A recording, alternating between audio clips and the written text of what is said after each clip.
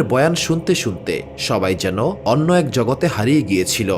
ঠিক তখন সেই স্থান দিয়ে এক ইহুদি যাচ্ছিল।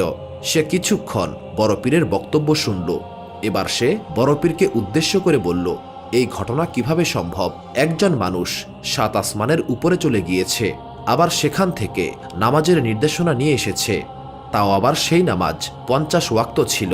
সেই 50 ওয়াক্ত নামাজকে 5 ওয়াক্তে নামিয়ে নিয়ে এসেছে। তিনি সমস্ত নবীদের সঙ্গে মোলাকাত করেছেন।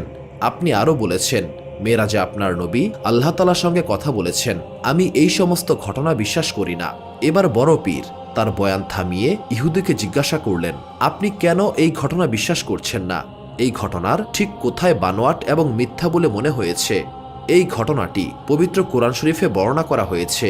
এবারও সেই ইহুদি বলল, একজন আসমানে গেল আবার ফিরেও এলো, এমনটা কখনোই হতে পারে না। এই ঘটনা আমি কখনোই বিশ্বাস করতে পারব না।